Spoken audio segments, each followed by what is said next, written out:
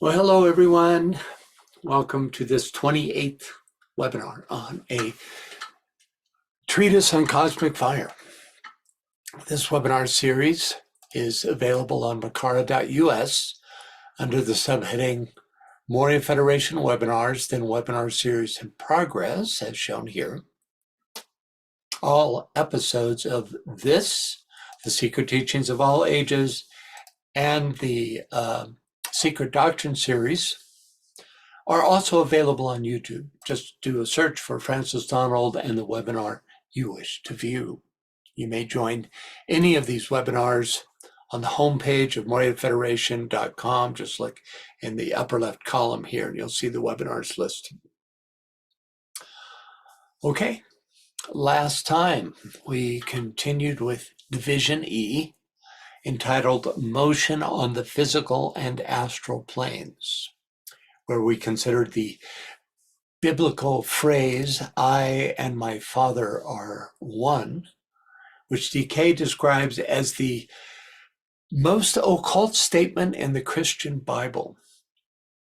We then reviewed the nature of latent fire and considered DK's statement that the entire manifested universe is one great sphere, a concept confirmed by the old commentary. This led to a discussion on the, quote, central point around which our universe or fixed stars revolves, which HPB identifies as the Pleiades. And I see a hand already. Is this somebody who normally is with us? No.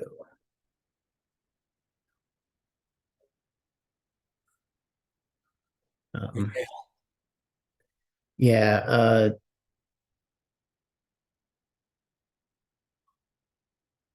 Should I go on? yeah, Okay. We then moved into chapter 2, entitled The Effects of Rotary Motion, which are, as you can see here on the left, separation, momentum, friction, and absorption. Each of these effects making up a subsection of this chapter. In the subsection on separation, we learned that rotary action produces separation of the 7 planes latitudinally and the 7 rays longitudinally, which led to a discussion of how a model of the interaction of the plane and ray spheres might be imagined. This was a preliminary model that I created, which is not adequate to the task because there is not an interpenetration of all the rays with all the planes, let alone all the subrays and all the subplanes. All right, so we'll talk more about this today. But DK then introduced the concept of cosmic latent heat, thereby expanding the realm where latent heat functions from the systemic. We normally think of latent heat as part of the systemic physical plane, the heat of matter, right, to the cosmic physical plane. So latent heat is also functions on all levels of the cosmic physical plane when viewed cosmically. And so he gets into this a bit today. For us, our latent heat, for instance, the Kundalini, which we've been studying for a while, that is all has to do with this level of latent heat, the dual heat of matter, which is latent and radiatory, that is involved in the raising of the Kundalini. But this, as above, so below, we have those same 2 aspects, both latent and radiatory, also active in the entire cosmic physical plane. Okay, throughout this section, DK emphasizes that the ray spheres rotate in a direction opposite to that of the plane spheres. and that it is through the interaction thus produced that the lords of karma are able to effectively function. So there's a lot just in this statement alone. First of all, by opposite, it doesn't mean in the opposite direction like we would think, but rather one moving north to south, that's the ray sphere, and then the other moving east to west, that's the plane sphere. And it takes a bit to envision how this creates the environment in which the lords of karma are able to effectively function. But you see that, well, we realize that the rays provide all the energies, and that the plane sphere provides all the form aspect. And so you have this constant interaction of the energies and sub-energies, subplane, sub-ray energies that come into all the forms of our solar system by means of the plane spheres. So it's the interactions of these two that create the environment where you, first of all, where you create karma in the first place, because, of course, everyone creates karma, and then the means by which that karma is eventually neutralized. So kind of an incredible teaching, really. And this brings us up to where we left off last time. So could we get a reader for the first passage for today, which is the next part of the treatise here? Yep. And Veronica. Hello, can you hear me? I am Veronica. Yes, we can. Hello. Okay. The seven planes, likewise atoms, rotate on their own axis and conform to that which is required of all atomic life. The seven spheres of any one plane, which we call subplanes, equally correspond to the system. Each has its seven revolving wheels or planes that rotate through their own innate ability, due to the latent heat, the heat of the matter of which they are formed. The spheres or atoms of any form whatsoever, from the form logoic, which we have somewhat dealt with, down to the ultimate physical atom and the molecular matter that goes to the construction of the physical body, shows similar correspondence and analogies. All these spheres conform to certain rules, fulfill certain conditions, and are characterized by the same fundamental qualification. Later, we will consider these conditions, but must now continue with the effect of rotary action. Thank you, Aunt Veronica. May I say something? Of course.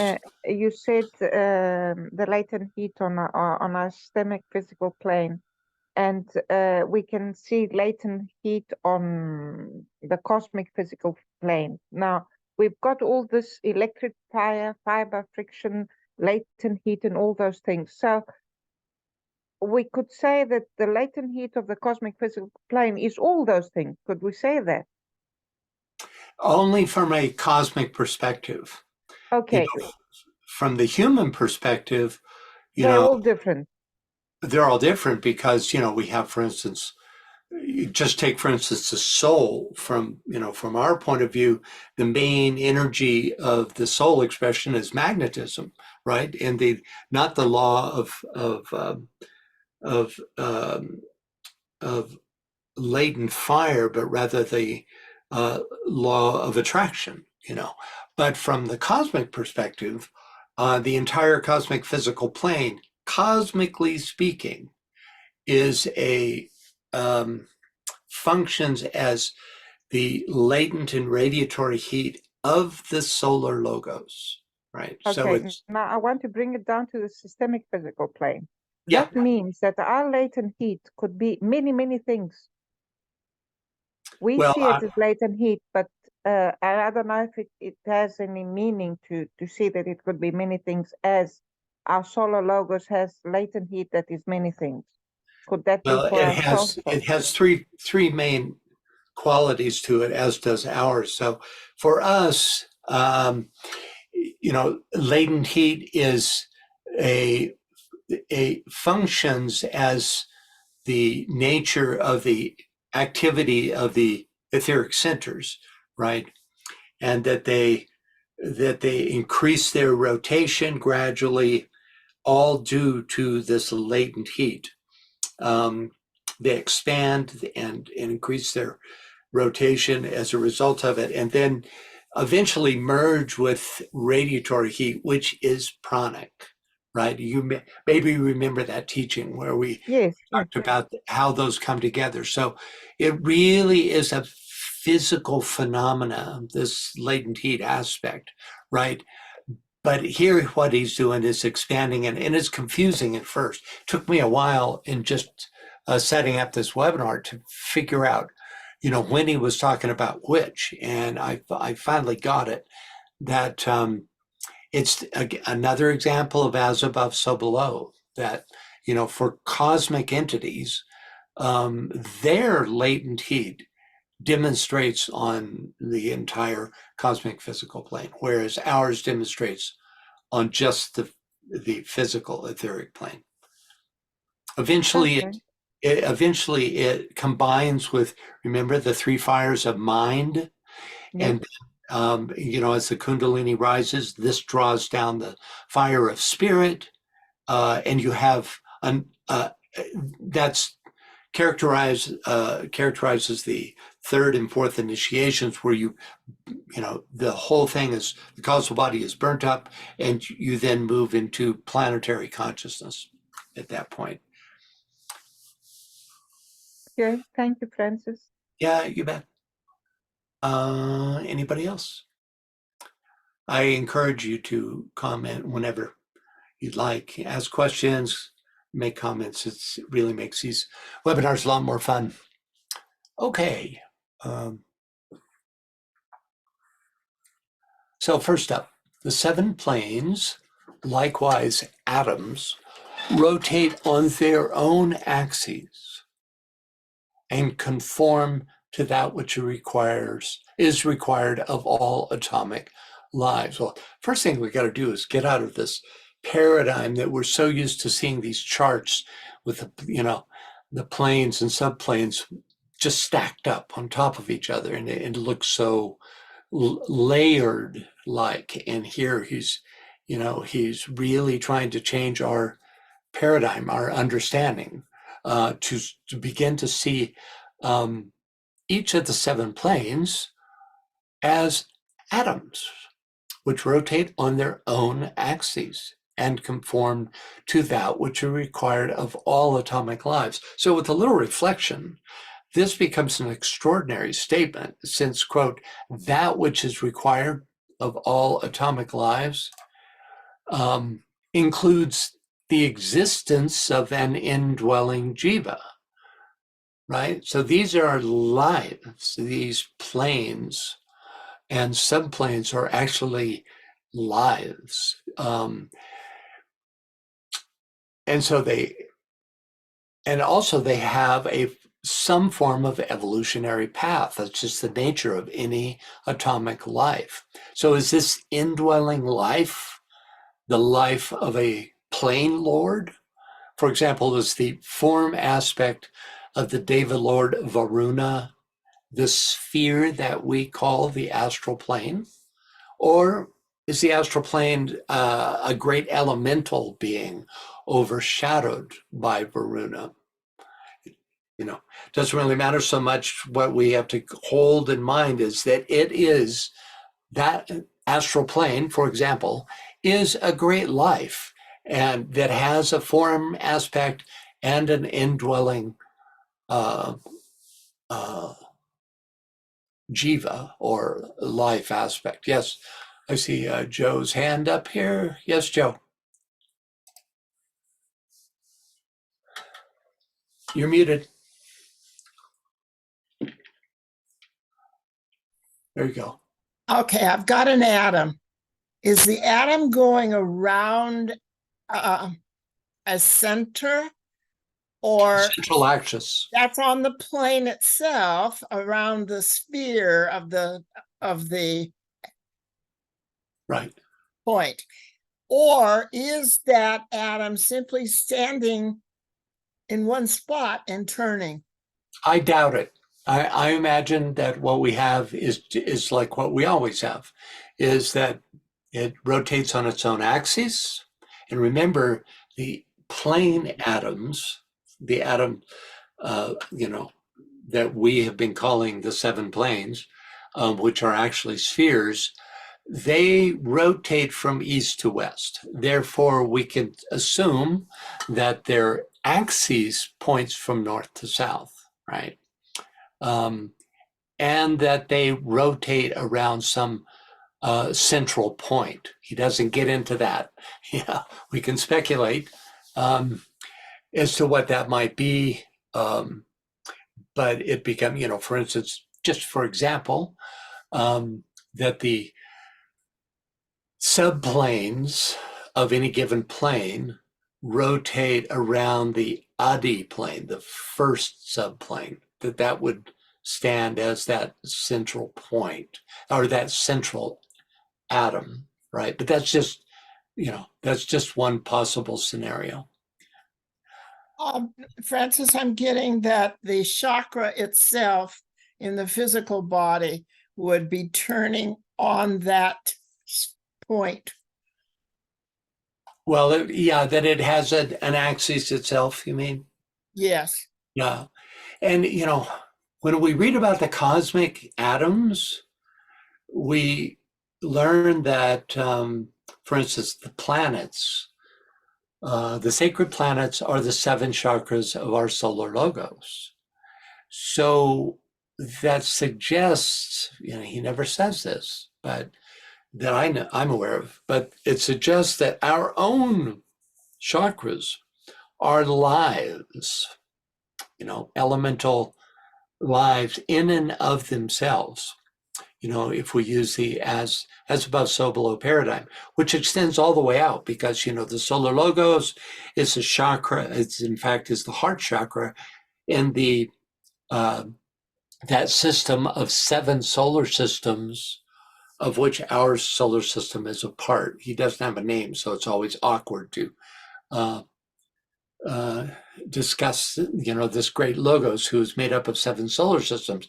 Our solar system is the heart center of that solar system. So, this, and we'll be getting into this, but that great being made up of seven solar system is itself the heart center in the one about whom not may be said. So there is these nesting lives that represent certain aspects. So what is is our own chakra a life, our own seven chakras? Are they elemental lives in and of themselves? It would seem like they would be, Anyone else? Okay. Next, the seven spheres of any one plane, which we call subplanes, equally correspond to the system.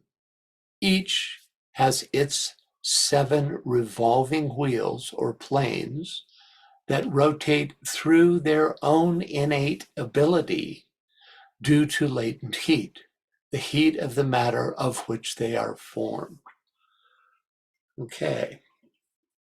So not only do the planes form a sphere, but the subplanes that make up those planes also are spheroidal forms of an indwelling life. It's really extraordinary teaching, when you think about it. And that they rotate and they're independent, even though they're part of a system, and they rotate in, what he says here, they're according to their own innate ability as a function of their latent heat. So since these plane spheres rotate from east to west, we're talking about just the plane spheres, we might assume that the 49 subplane spheres here described have a common axis.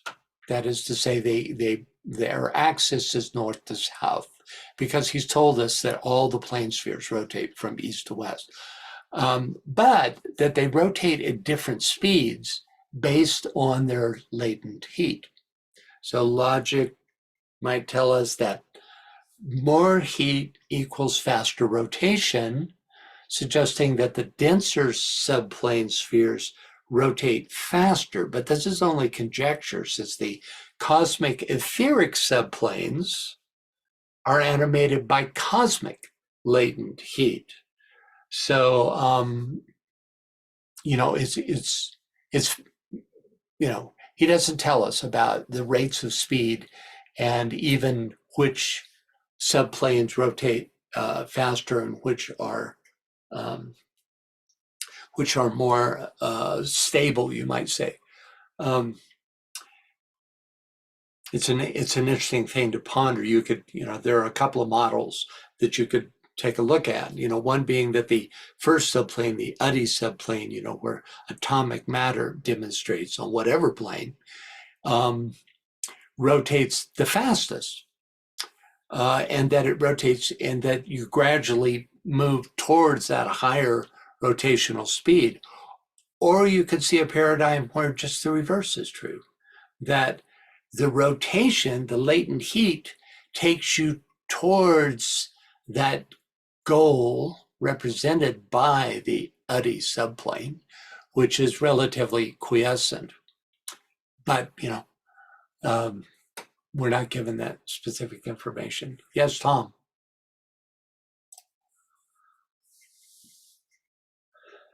Tom? Can you hear me?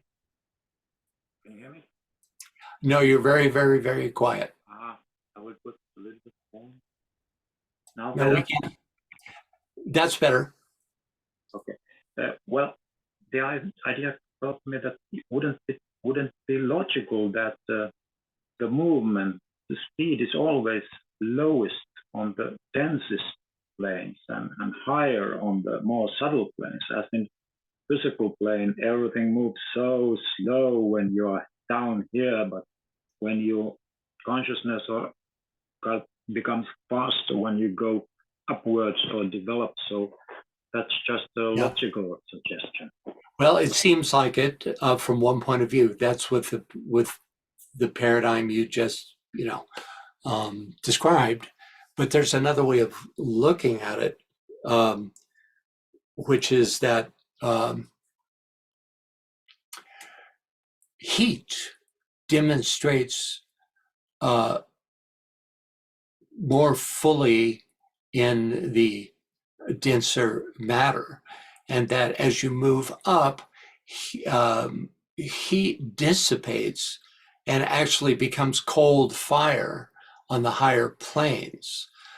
But the question then becomes, heat has always been associated with the dense aspect. So then as you move into cold flame, does that affect its rotation?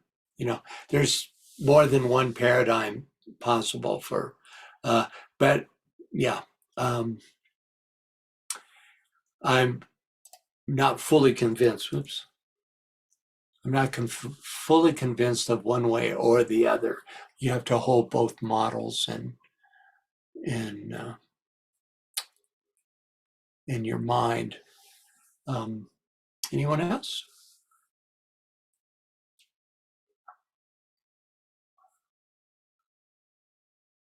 Okay, so this brings up a question.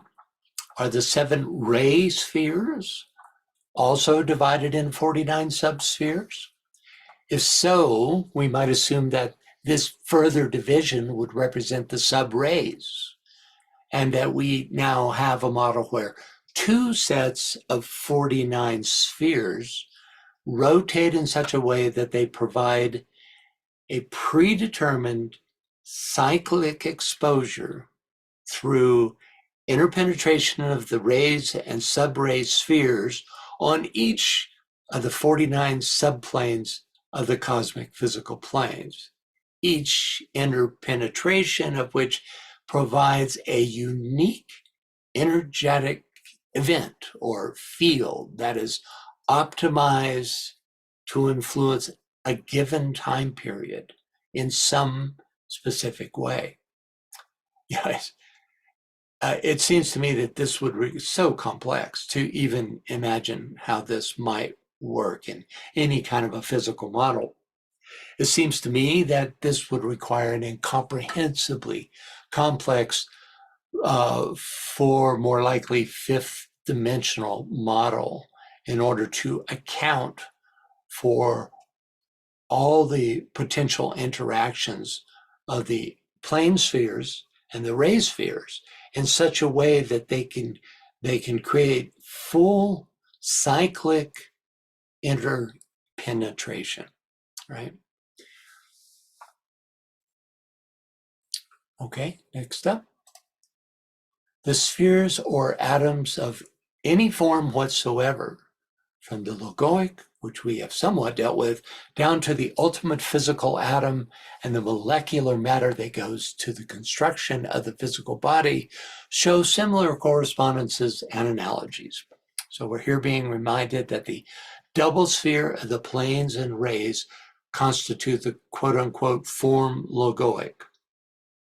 And that's, you could say that is the environment of every sentient being in our solar system. They participate in this solar logoic dual functioning plane and ray sphere interaction. That's just part of it. And thus, since the vehicles of all sentient beings in this solar system are also made up of matter of the 7 physical subplanes and influenced by the 7 rays, their vehicles are also expressions of these dual rotating plane and ray spheres. It is for this reason that the interaction of these 2 great spheres is the medium, literally the warp and woof of all existence.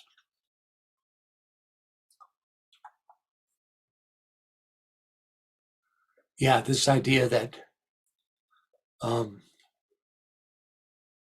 not only do you have this solar logoic ray sphere and plane sphere that conditions everything in the solar system, but that each atom is also a microcosm of those 2 spheres working together.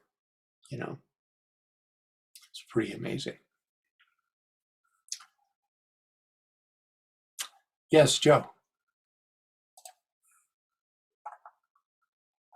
This is so complex, but one thought that I have right now is the question of whether, let's take just the one that goes north to south.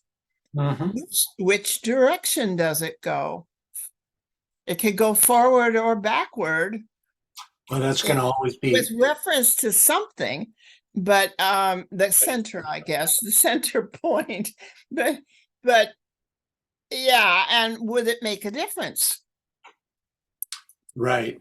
And then of course you go, you also go to the other plane and you do the same thing. Is it going east to west or west to east?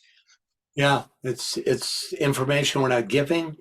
You know, these directions to me represent a certain energetic, and in other words, the very fact of the directionality is the MO of matter. It's the modus operandi of how matter functions. That is, say, energetically moving east to west. Now, in space, there is no east or west. You know, there's east and west, north, south are only real when you have reference points to those directions, right? There's no. That's why I think that in saying this, he's actually describing a form of energy. In other words, there's north to south energy, and there's east to west energy. Now, he does say north to south and east to west, which suggests a a direction based on your question. North, yeah, but no, it doesn't. It doesn't now, because you could move counterclockwise north to south or clockwise north to south. And the same thing with east to west. So, yeah, Joe, see your hand still up. Yeah. Well, that's one. I'm sure there are many more. Okay. Anyone else? It's a fascinating topic. If you get nothing more from this, then next time you're looking at one of these charts, it stacks all the planes up, pause a moment and realize that what you're looking at is just a representation of something that in actual demonstration is completely different.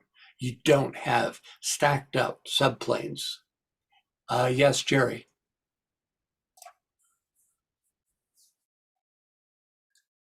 Looks like you're still muted, Jerry. There you go. I'm curious about the 7 rays, and it seems that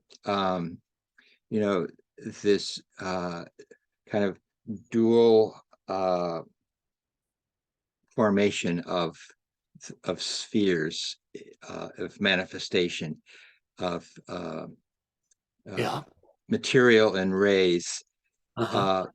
extends throughout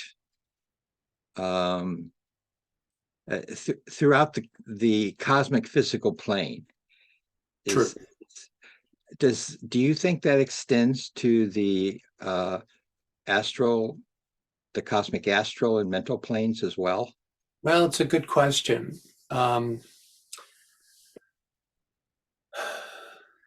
In order to answer that question, we have to ask: are the rotation of these spheres? Are these form aspects that we're describing? Because these two spheres are forms, right? And the cosmic physical plane is the plane of form. So when you move into the cosmic astral, is there a more tenuous quote unquote form? I see. Or do we enter into the formless realm altogether, where there is not an imprisoned central spark or life aspect, but rather a liberated condition? That's the way it's always described, that that liberation happens when you move onto the cosmic astral plane. For instance, the 5 hierarchies that have passed beyond the cosmic physical plane are described as liberated. So but one wonders about that. Yes, I like that more tenuous, more subtle, more refined, and possibly different perspective of the higher cosmic planes. Thank you. Yeah, you bet. Okay. Yes, Tom.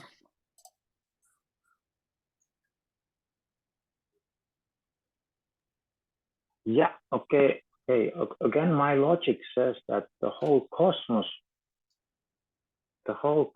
is a form. It's just a subtle form. So if there's any liberation, it's just a relative liberation. But the whole cosmos to be, there has to have time and space and kind of form. So to me, it would be logical that some kind of movement would be beyond the physical plane, but a little bit differently. Yeah, I think that's a strong argument. That you move into a whole other understanding of form that has cosmic rather than cosmic physical rules. We don't know much. We don't have that many descriptions of the cosmic astral, you know, to go on in terms of trying to answer that question. What we can always do is examine the as above, so below, the so below part of it, which is what is the relation of the cosmic astral compared to the of the systemic astral compared to the systemic physical, and that gives you some degree of the monumental shift in terms of the tenuity of the form aspect. So yeah, for what it's worth, if I had to make a decision as to which way it would go, I would say that form persists while there is manifestation, at some level. But I think it's also really easy to get too glib about one's understanding of what this form is like. It's all form. We can't really even conceive of the forms of the higher mental plane, let alone Buddhic forms, which from our point of view are completely formless. There's no form on the Buddhic plane from the point of view of the consciousness that we work from in the three worlds, right? So that's just the Buddhic. That's the first lowest etheric of the cosmic physical plane. So to try to speculate as to the nature, masters of wisdom are trying to realize the quality of the form aspect of the higher Atmic. Sixth initiates finally get an understanding of the form of the monadic plane, which is the form of the monad. So in our discussion of form, we have to realize that, as he describes here, each subplane of form is a different life, rotating at a different speed. And that as when we come into their influence, it's a completely different existence, a completely different state of consciousness that is necessary in order to have a comprehension of that existence. Okay. Next up, let's see, did we just do this? Yeah, okay. So finally,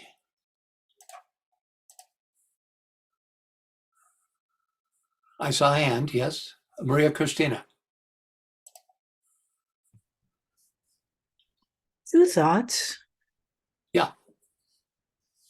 The east-west, north-south points of reference form a cross.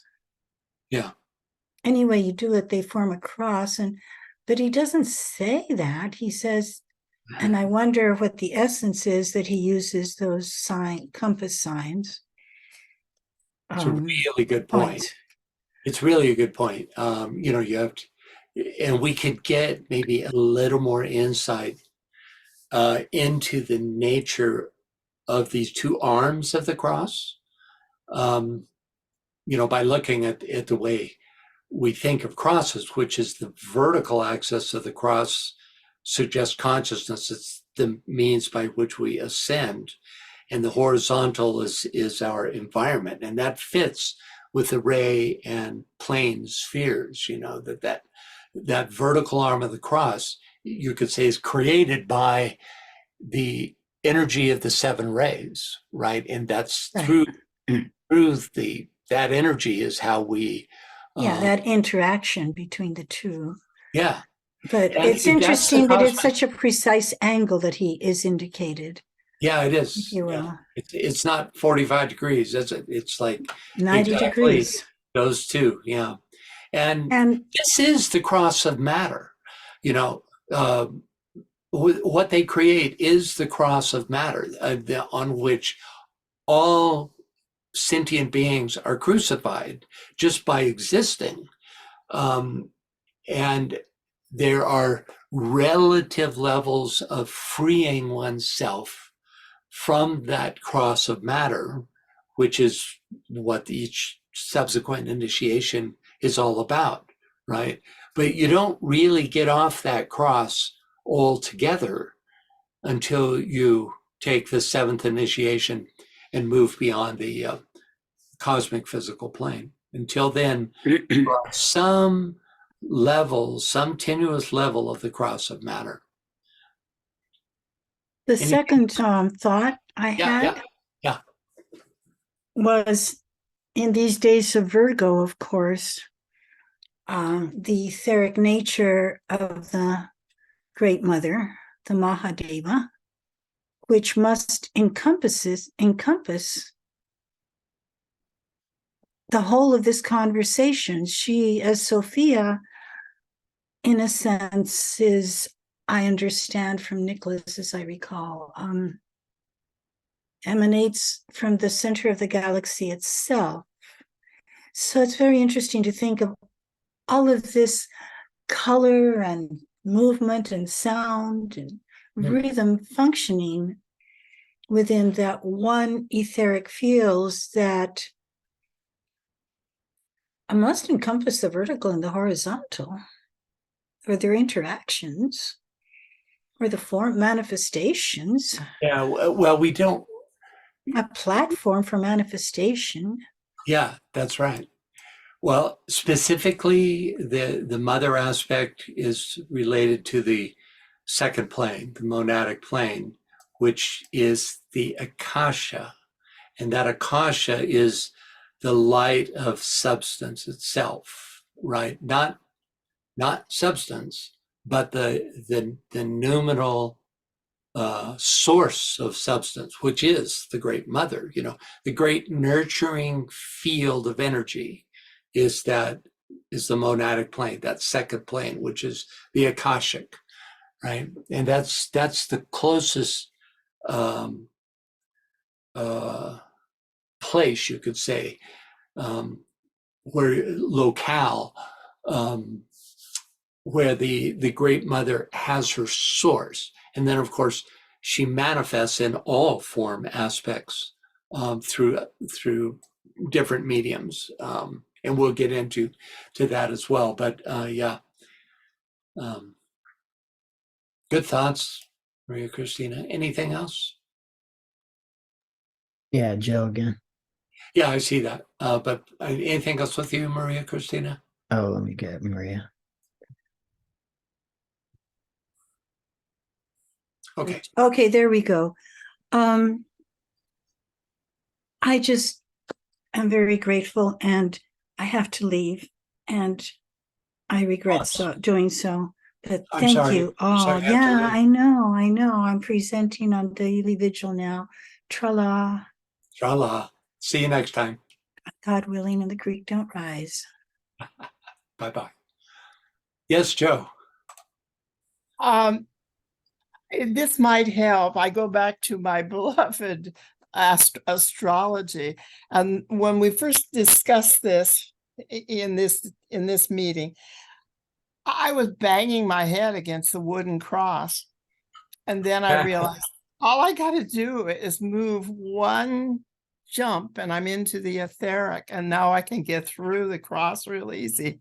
That is, I'm no longer. Yes, the turn is occurring, but it's not bumping into anything hard on this plane. Yeah, that's some good thoughts. Yeah, the cross exists at every subplane of the material plane, all 49 subplanes, but it becomes energetically very different as you progress up. And we can only guess as to, what is the interrelation of the ray spheres as it impacts the monadic plane. We don't know.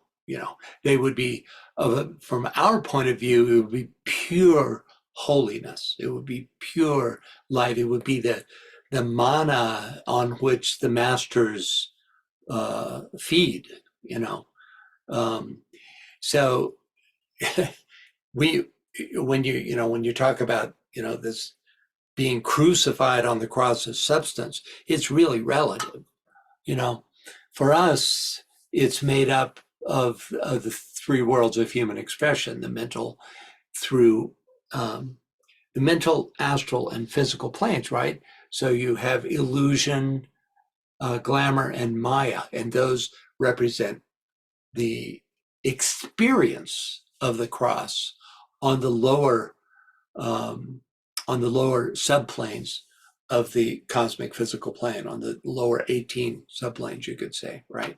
And then we're liberated onto the 4 higher subplanes of the mental plane, which is relative to those beneath it, a great liberation from the cross, right? But it's only a conditional liberation, right? At the 4th initiation, which is called the initiation of liberation, you move on to the Buddhic plane, and you are liberated from dense physical, the 3 worlds of substance, right?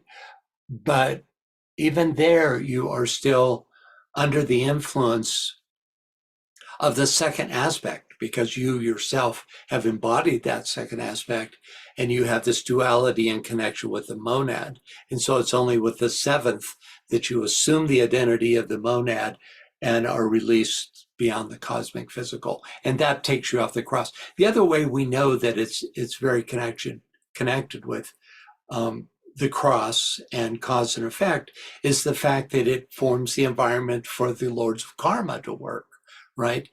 And that's, by the way, very connected with manas and the monastic principle.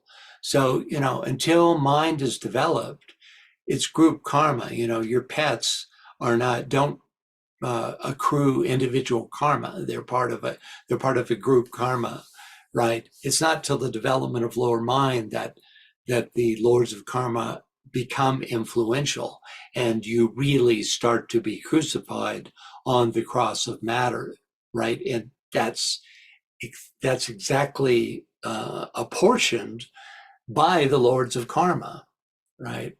Until you free yourself of that lower influence at the 4th initiation.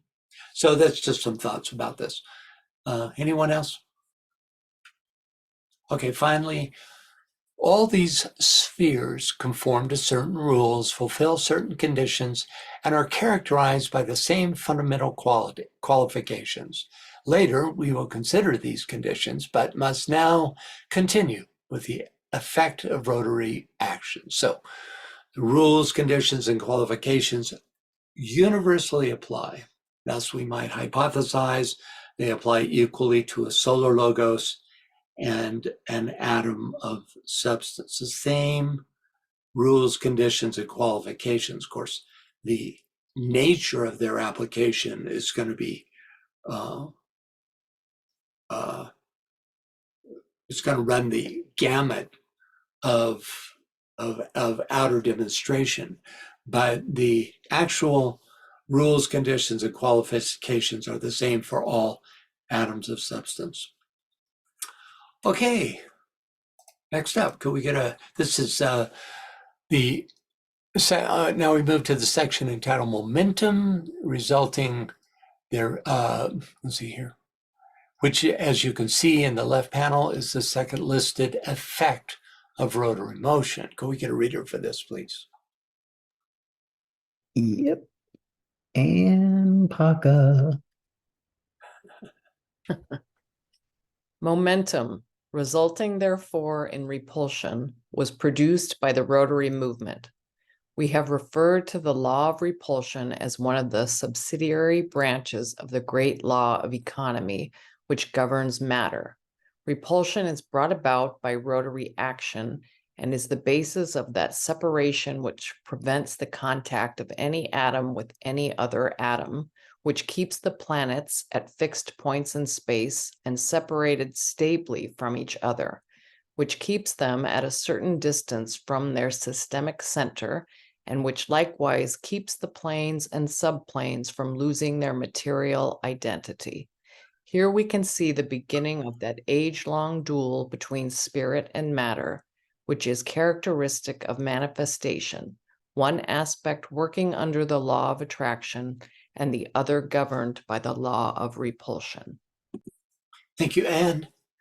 Okay, first, momentum, resulting therefore in repulsion, was produced by the rotary motion. We have referred to the law of repulsion as one of the subsidiary branches of the great law of economy, which governs matter. So just as rotation and heat result in the first effect here called separation and differentiation, momentum, which is an effect of rotation, activates the law of repulsion.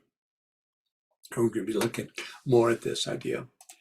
Next, repulsion is brought about by rotary action and is the basis of that separation, which prevents the contact of any atom with any other atom, which keeps the planets at fixed points in space and separated stably from each other, which keeps them at a certain distance from their systemic center. This enforced separation allows for the individual development of each atom. Because remember, an atom of any atom of, at whatever level has to first develop and become individualized before it can begin its merging process with other atoms, right? So it's this law of repulsion that, creates the space and the distance that allows for this individual development to take place. According to science, the stable separation between the fixed points in space inhabited by the planets is a result of the balanced effect of the sun's gravity and planetary momentum. This law of repulsion is one of 4 subsidiary laws of the law of economy, which is the title and subject of the next big division of Treatise on Cosmic Fire. The other 3 subsidiary laws are the law of vibration, the law of adaptation, and the law of friction. Next, and which likewise keeps the planes and subplanes from losing their material identity. So, through a finely balanced interaction between the laws of attraction and repulsion, all interpenetrating spheres are able to retain their discrete identities and their material coherence, even while interacting with other atoms. This, of course, is totally necessary, that a premature merging doesn't take place, right? That we're able to hold our separate identities until it's time to amalgamate with a greater whole, right?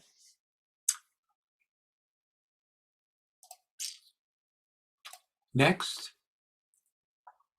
here we can see the beginning of the age-long duel between spirit and matter, which is characteristic of manifestation. One aspect working under the law of attraction, the other governed by the law of repulsion. The balance between spirit and matter under the influence of these 2 laws is also subject to whether a unit of consciousness is in its inertial, mobile, or rhythmic phase. The balance condition here described is characteristic of the second or mobile phase, where complete separation is maintained so that development can proceed, right? This is that, it's also called the rajasic phase, right? Mobile or rajasic phase. Okay, next up, can we get a reader, please?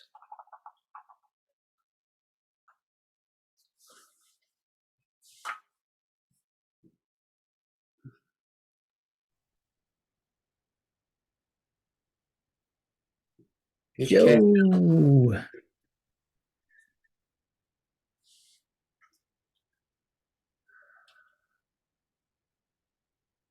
Are you there, Joe?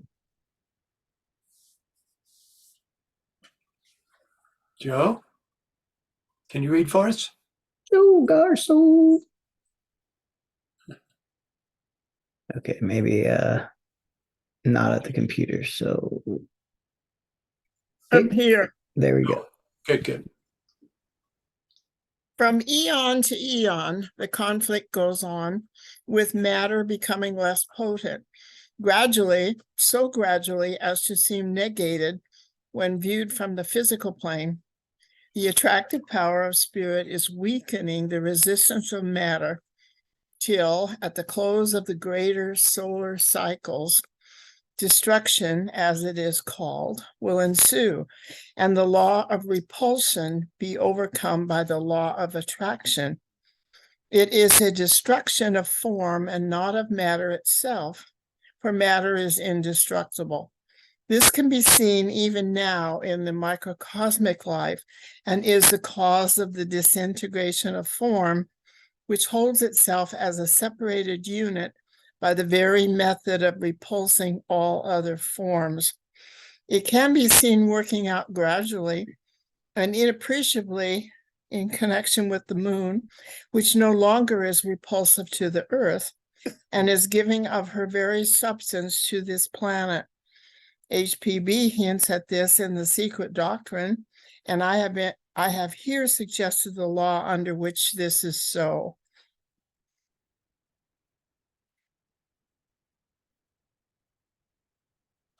Thank you, Joe. Okay, first, from eon to eon, the conflict goes on, with matter becoming less potent, gradually, so gradually as to seem negated when viewed from the physical plane. The attractive power of spirit is weakened, the resistance of matter, till, at the close of the greater solar cycles, destruction, as it is called, will ensue, and the law of repulsion be overcome by the law of attraction. So because we are in a solar system ruled by the second aspect and thus governed by the law of attraction, the final dominance of this law is certainly quickened compared to the last solar system, where the point was the law of repulsion to develop the form. But since here it is the law of attraction is the governing law, its dominance, of course, is inevitable. This dominance is seen as destruction when viewed from the perspective of form, but as liberation from the perspective of spirit.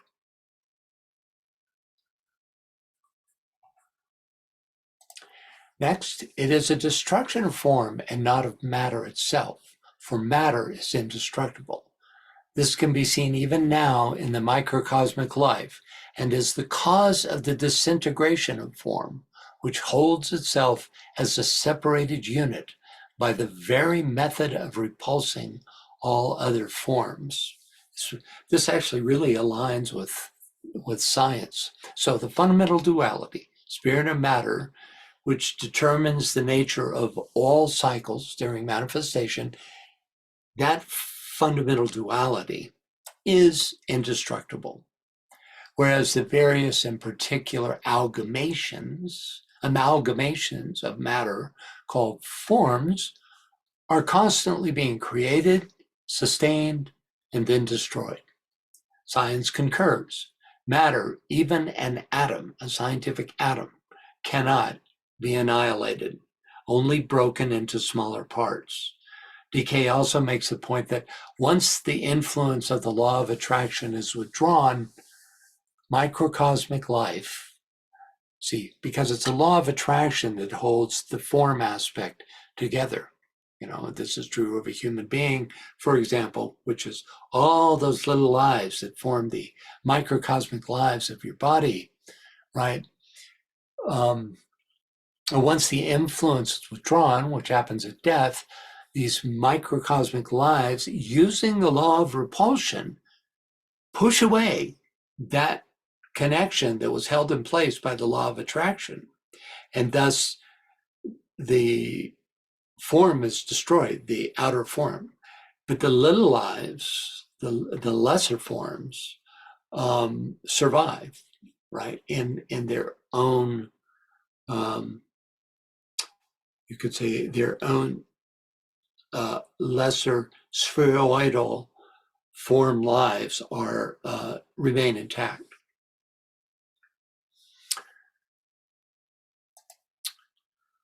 And finally, it can be seen working out gradually and inappreciably in connection with the moon, which no longer is repulsive to the earth and is giving of her very substance to this planet.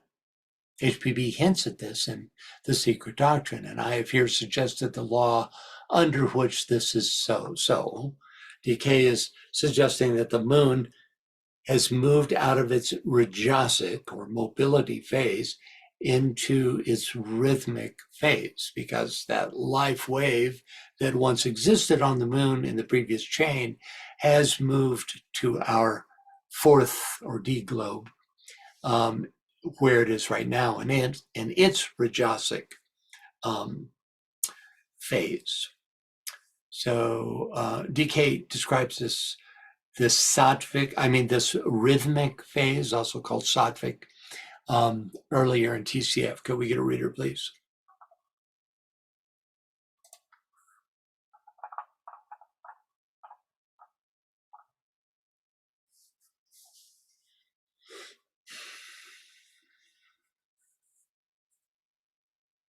You're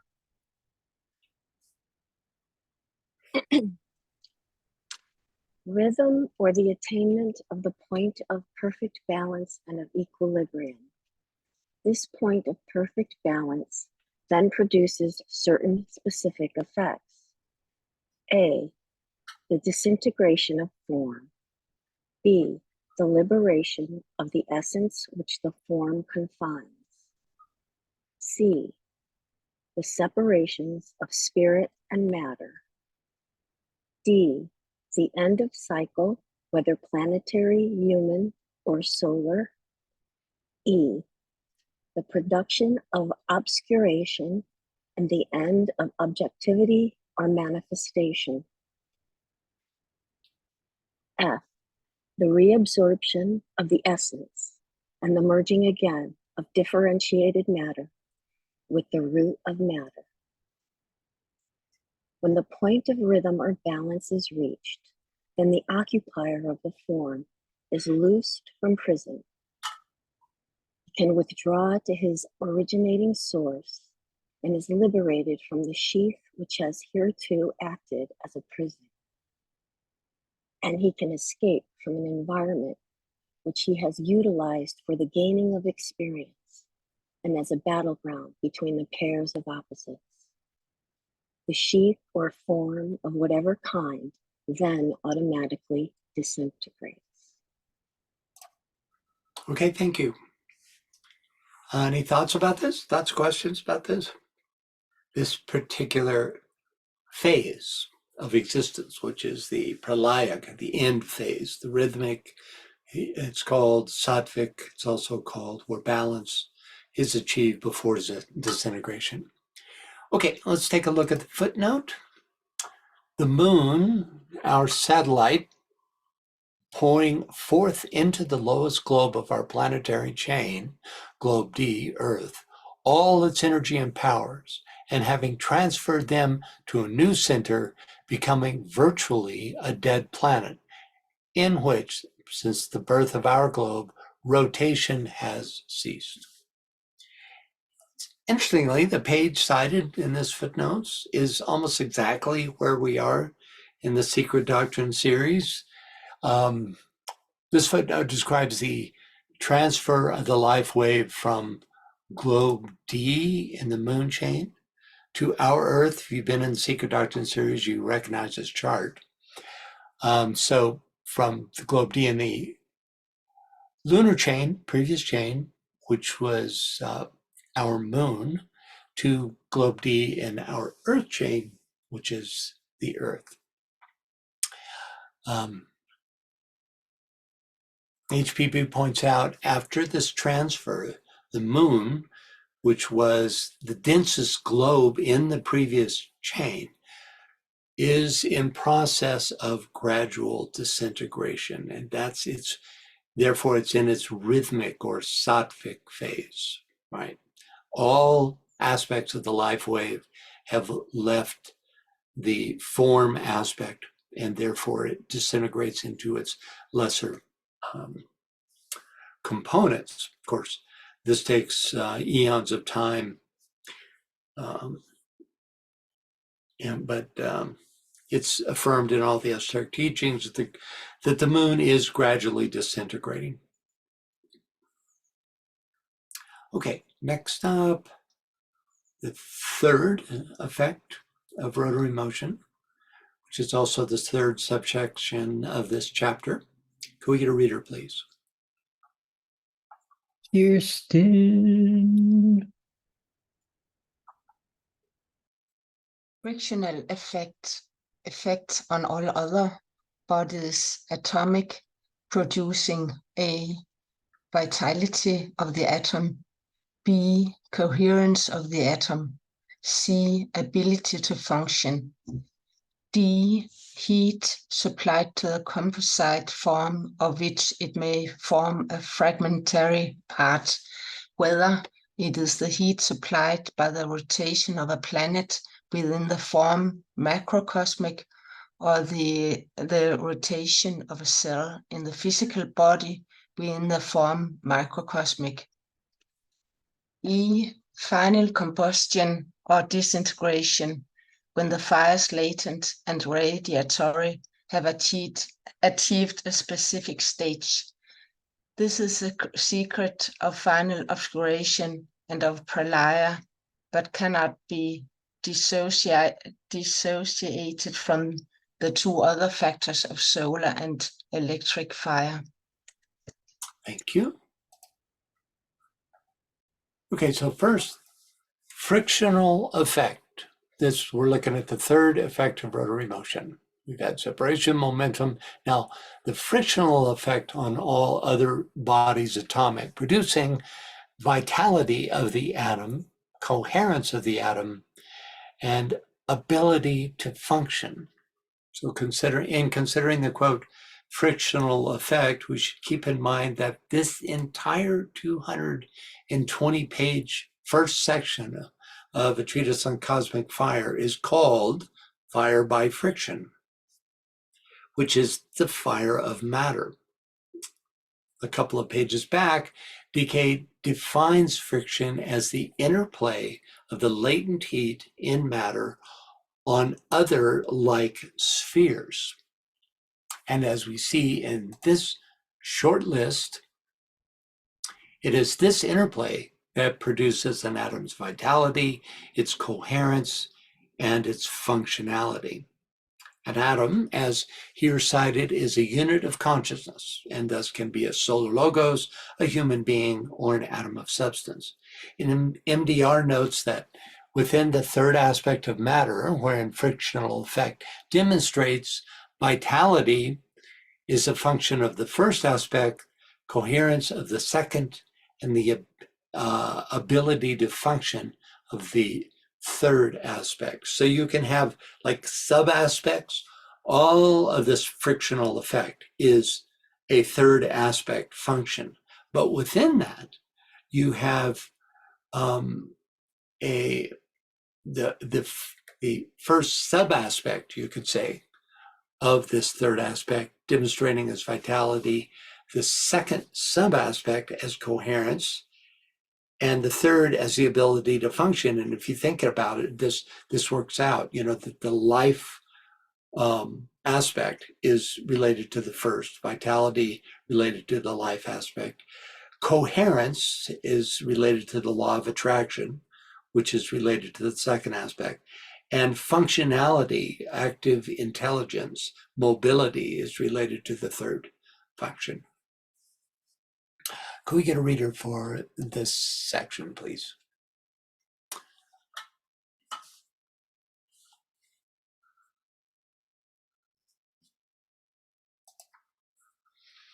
Magda.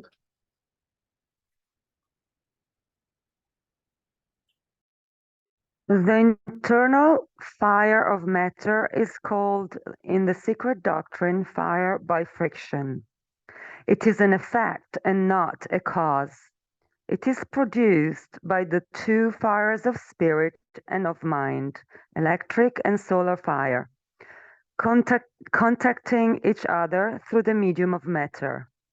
This energy demonstrates in matter itself as the internal fires of the sun and of the planets and finds a reflection in the internal fires of men.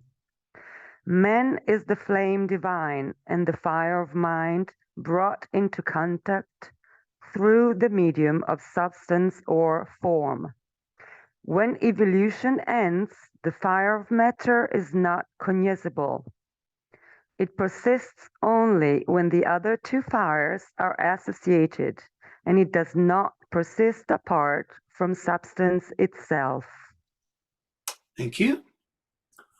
So interesting perspective that fire by friction is really the coming together of the two higher fires, solar and electric fire, in form, right? You take away the form and there is no fire by friction.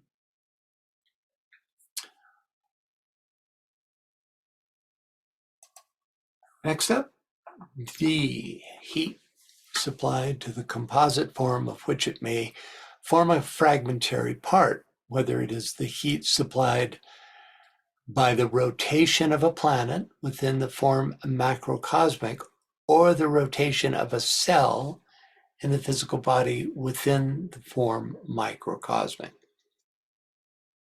Bit of a mouthful. HPP says under the heading, the internal fire or fire by friction, there is heat internal and heat external in every atom.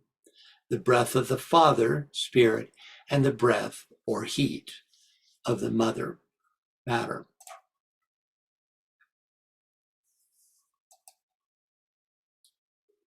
Next up, E, final combustion or disintegration, when the fires latent and radiatory have achieved a specific stage.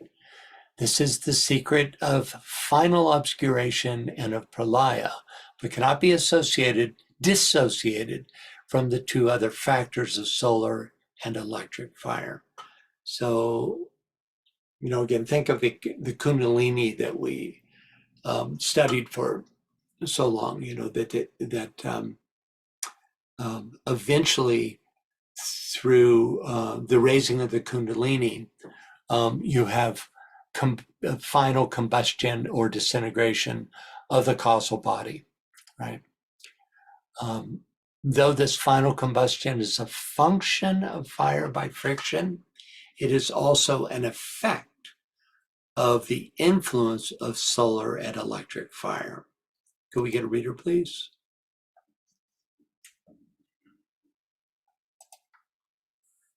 Maria Michaelis.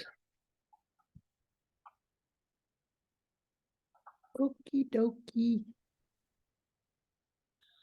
First, we might say that the internal fire, being both latent and active, shows itself as the synthesis of the acknowledged fires of the system and demonstrates, for instance, as solar radiation and interplanetary combustion.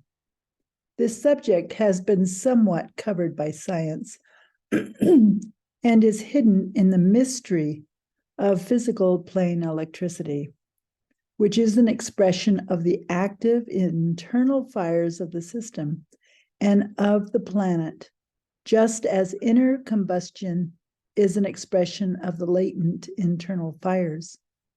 These latter fires are to be found in the interior of each globe and are the basis of all objective physical life.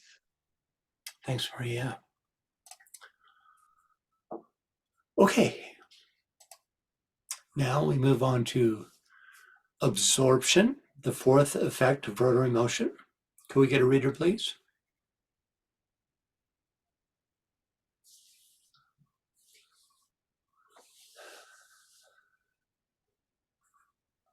Miri.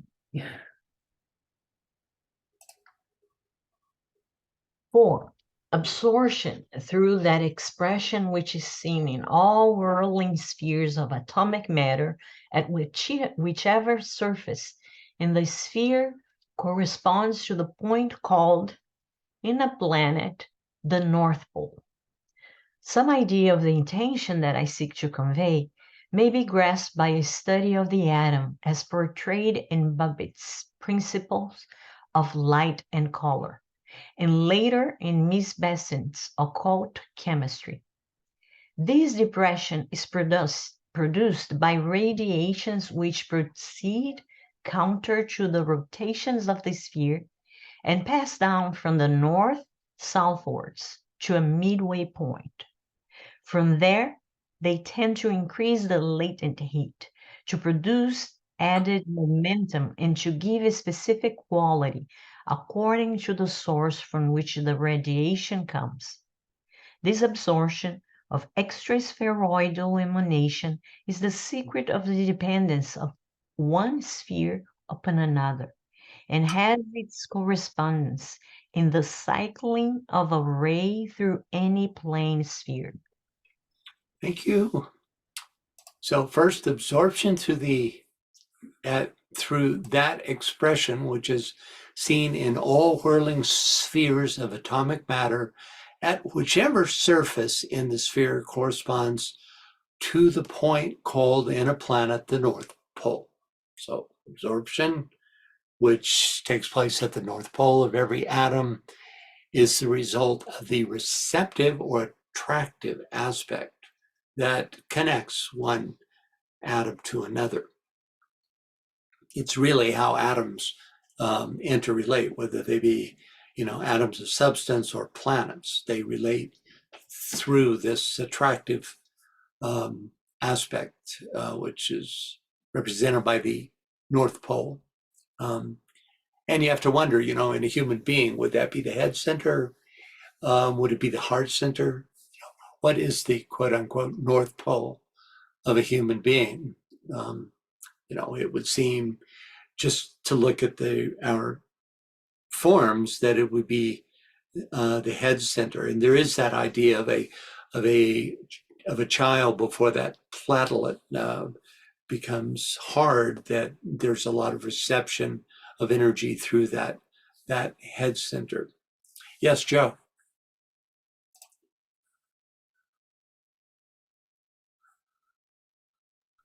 Hold it in our mind, I think, but I believe it's the north and south nodes of the moon in an astrology chart.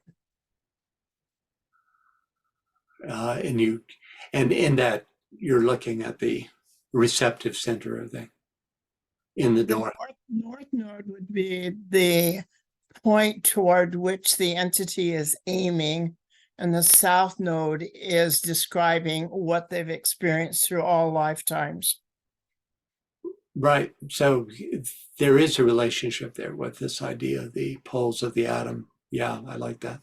I will add that I'm strongly viewing this effects of rotary motion as a description of the entire process of a physical body becoming a body, living dynamically, and eventually going into pralaya.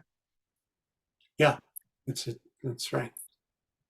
Yeah, even though we don't rotate like an atom in space, like a planet in space, or like, atoms of science, we nonetheless participate in all these laws, including the law of rotation. It is possible, for example, to feel the cells moving. So, yeah, we are in constant motion, even though we may seem still, from somebody else's perspective. right. Okay. Yes, Maria. I'm wondering too if that isn't part of the reason for the Sufi dance, the dervish dance. I knew you were going to say that. How did you know that? I don't know. Yeah, it's almost like coming into a rhythmic alignment with our with a more etheric or causal movement that we're all participating in. I mean, it's certainly effective. Those Sufis who do this really do go into altered states, where they regain an understanding of causality. So, it would certainly seem like it, Maria. Yeah, it would seem like it also is a liberation to what we spoke about earlier, liberations that happen with this, with the movement eventually. Yeah. Okay, let's see. Next. Some idea of the intention that I seek to convey may be grasped by a study of the atom as portrayed by Babbitt's Principles of Light and Color. So here's Babbitt's extraordinary book. I've read some of it on the principles of light and color. And here is his, here is his famous atom, which appears in chapter 7 of his book. We see in the detail at right the triple incoming vortex of energy, as well as the spirals of frictional electricity that make up the body of the atom. I once took on a 3D project. I had 3D software at the time, and I attempted over a couple of months to make a 3D model of Babbitt's atom. It was really challenging to do it, but if nothing else, I learned a lot about this structure of this atom. It's quite amazing. The fact that DK chose to reprint this illustration in TCF lends a great deal of credence to Babbitt's writings. So to get a taste, for this reason, to get a taste of Babbitt's work, let's read the first sentence of the introductory paragraph of the chapter in which this illustration appears, entitled General Features of Atoms. Can we get a reader, please? Lisa. General features of atoms. Years of investigation of what the general form and of must be to harmonize with and furnish a key to the facts discovered by the scientific world, aided by many more years of inquiry into the fundamental principles of nature, have led me to a very positive conclusion that figure 135 is the general outline of an ordinary atom, especially of one by means of which all the colors can be made manifest. The hundreds of points to prove it correct cannot be given here, but they will appear more and more all throughout this work in the mysteries which are cleared up thereby. Thank you. Ouch, yes. Yeah, it's in reading his book, actually, his reference to color is continuous, which really suggests the, you could see here, electrical colors. And it really suggests that these colors represent the north to south ray energies, right? Which, those 7 ray colors are definitely associated with that, with the vortex that runs from north to south. It's really pretty amazing stuff. Next, and later in Mrs. Besant's occult chemistry, which is shown here, and whose subtitle was Clairvoyant Observations on the Chemical Elements. Again, DK held Annie Besant in high regard. Not some lead beater as well, but especially Annie Besant. And you can see from this part of this illustration that Besant and Leadbeater were building on Babbitt's earlier work. Next, this depression, he's talking about this depression here, right?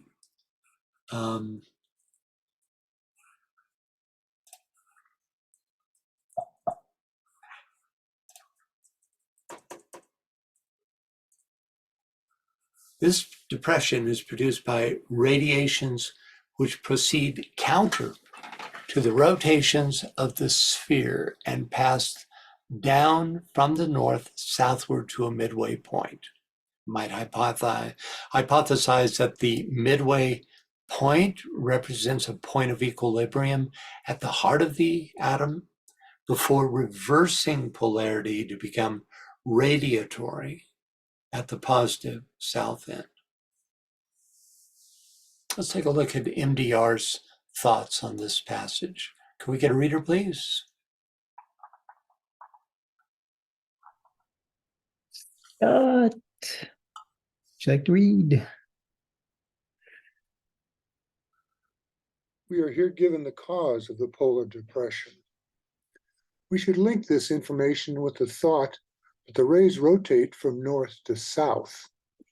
We may find that these, quote, radiations which proceed counter to the rotations of the sphere, unquote, are related to the expression of the 7 rays in any atomic sphere. We remember that at a point of energetic consummation within a man, a flame of the color of his ray is to be seen extending upwards from the center of his head. What we are gathering is that the demonstration of the rays are related to the vertical dimension. We also gather that rays are associated with the second aspect, and hence with form building. It is to be noted that the radiations here mentioned, quote, pass down from the north southwards to a midway point, unquote. We're not told whether this point is upon the surface of the sphere or an internal point, but the midway point is sure to be significant. In summary, radiations produce the northern depression. Thanks, Scott.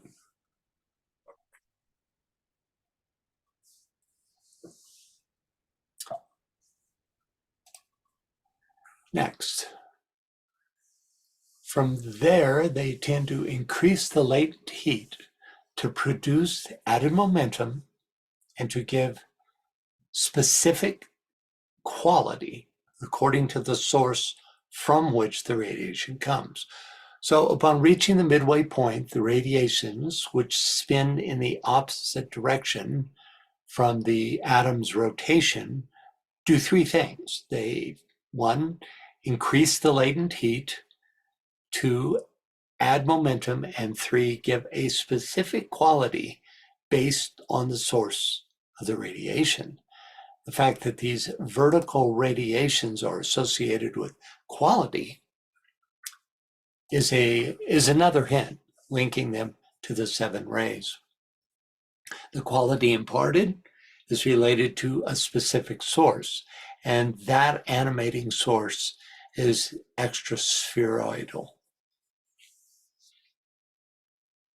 It's also what links these atoms together.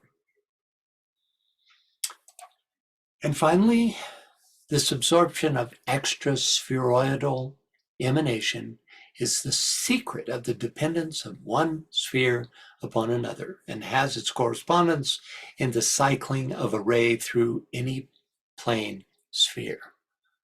So DK is definitely talking about the entrance of ray quality into the atomic sphere. The word dependence, as here used, suggests connection, cohesion, and the form-building law of attraction. In this last phrase, DK ties the vertical radiation entering an atom to the effects that the vertically oriented ray sphere has on the horizontally oriented plane spheres. Yes, Nisa. If you go back to your text there. Yeah, you bet. Yeah, that last bit, this talking about the effect upon a sphere upon another. Are we talking about like what they're saying, spooky action, or you know, resonance with, you know, in modern physics they're talking about? Could be. Yeah. Yeah, it could be, you know, until science recognizes the existence of causal energies, causal spheres of substance. They're kind of poking around in the dark, and they come up with these effects without being able to, because they don't recognize these more tenuous levels of substance, without being able to find just where they're emanating from. But yeah, it could be.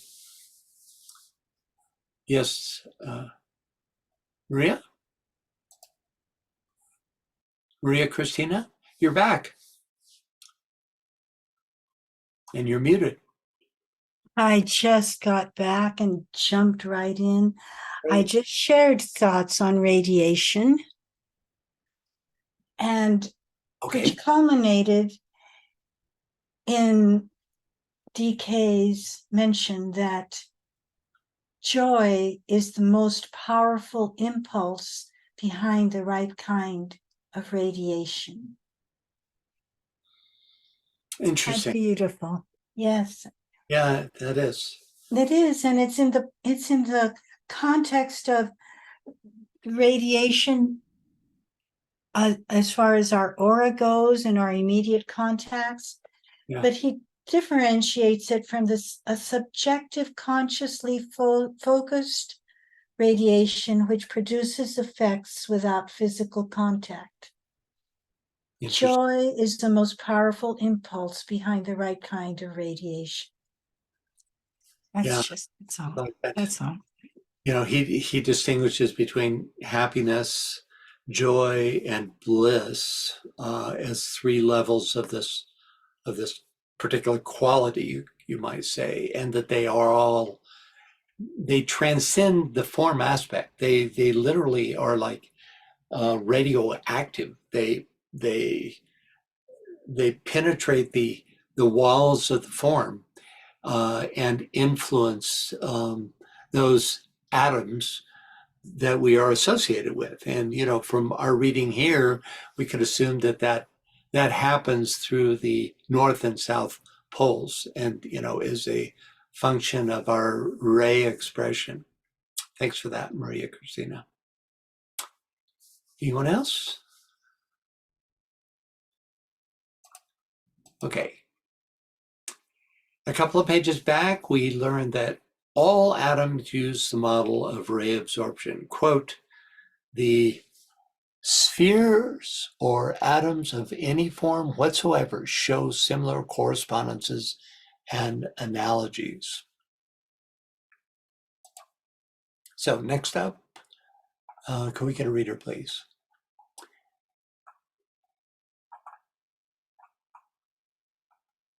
Yeah, and Veronica. Every atom, though termed spheroidal, is more accurately a sphere slightly depressed at one location. That location being the place through which flows the force which animates the matter of the sphere. This is true of all spheres, from the solar down to the atom of matter that we call the cell in the body physical. Though the depression in the physical atom flows the vitalizing force from without. Every atom is both positive and negative.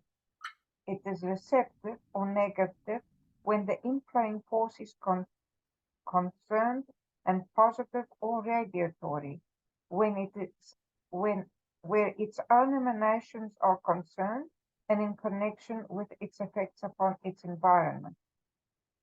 This can be predicted likewise of the entire ring plus knot of the solar system in relation to its cosmic environment. Force flows into the solar system from three directions by three channels, the Sun Sirius, the Pleiades, and the Great Bear. Thank you.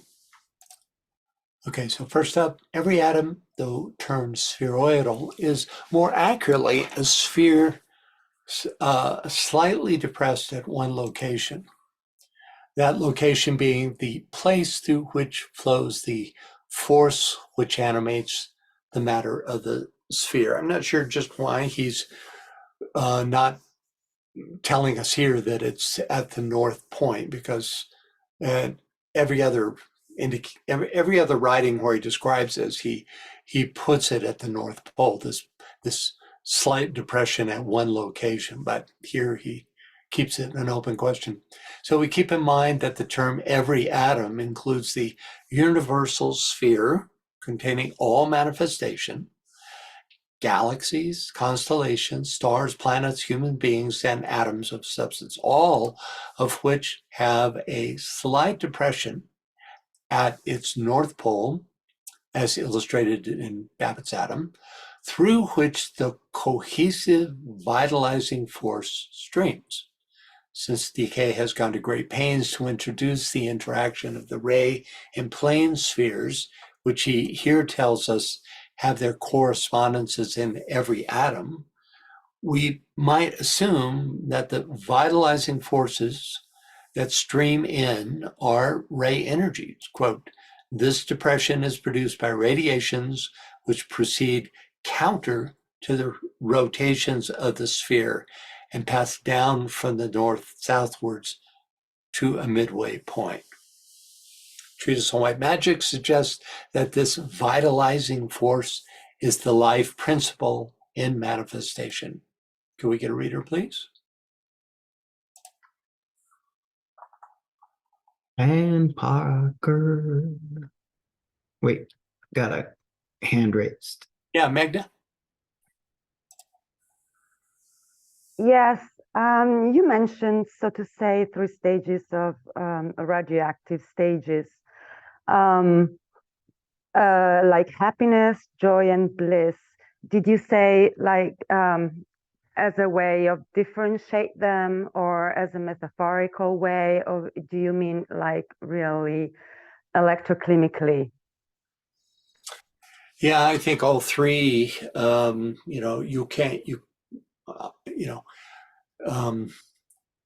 We haven't had a specific energetic breakdown of these three. My understanding is happiness is an astral experience, that joy is a soul oriented experience, and that bliss is a monadic experience, and is therefore quite far removed from the concept of happiness. In fact, all three concepts could be talked about separately, but that they all are radiatory within their own parameters, right? That, for instance, happiness is contagious. If you're at a party in a room full of people, just if we take on the language of the physics we've been talking about, that receptive North Pole is very open to the influence of a happy vibe, of happiness circulating around the room, right? And it activates that South Pole in our cells, where we then express that happiness. You could kick the whole thing up a notch and say, if you're in an ashram and you're in the presence of a master, or someone of greater consciousness, that there would be an intensification of the soul influence, and you may have that peculiar sensation called joy, which is vibrationally quite higher than that of just mere happiness, even though it might, externally make you happy. You're smiling a lot, etc. But it's really has a different source, and bliss. I think it would be at a place beyond that in which, I couldn't personally. I've had an experience of both happiness and joy. I don't think I've had a direct experience of bliss, in spite of what Joseph Campbell says. I think when he says follow your bliss, he's really saying follow your joy, to put it in perspective. But bliss would be really an experience, at least of a Buddhic state of consciousness that transcends the lower three form aspect altogether. Perfect. Thank you. I agree with that differentiation that you just said on astral, soul, and monadic, corresponding to happiness, joy, and bliss. Thank you very much. Yeah, you're very welcome. Yeah. And, this isn't something that, I can point to a DK quote to affirm it, but it just, given the way it's been described, that's my take on it. Anyone else? Okay. Next up, this is true of all spheres, from the solar down to the atom of matter that we call the cell in the body physical. Through the depression in the physical atom flows the vitalizing force from without. That's the key phrase. Every atom is both positive and negative. It is receptive or negative where the inflowing force is concerned, and positive or radiatory where its own emanations are concerned, and in connection with its effect upon its environment. So the receptive pole nourishes the atom. For human, that would include both the reception of prana and of the life-sustaining energies that stream to us from the soul aspect.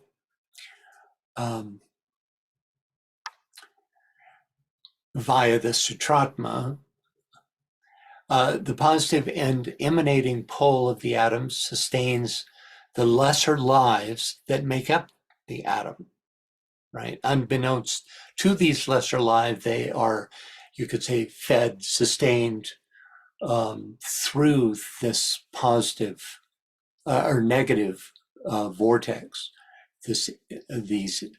where the extra systemic energy comes in. When we are able to repolarize our etheric centers, the higher chakras, head, heart, and throat, become receptive to soul energy. And the lower chakras become the means of outer connection and service, thus repolarizing our effect upon our environment. The whole nature of that atom that is a human being radically changes at that point. And it's really the expression of the soul in manifestation. That's what that atom is energetically reflecting. And finally, this can be predicated likewise of the entire ring pass knot of the solar system in relation to its cosmic environment. Force flows into the solar system from 3 directions via 3 channels. So, keep in mind that atom and the idea of the north pole of the solar system. So it comes in by 3 channels: the Sun, Sirius, the Pleiades, and the Great Bear. These 3 constellations represent the 3 aspects as they influence our solar system. Just a few pages back, DK states, actually, let's get a reader for this. Can we please? Oh, we're out of time, folks. We're going to pick up actually right here next time. We'll pick up with this because he kind of turns a corner here when he introduces these greater constellations. So that's where we'll pick up.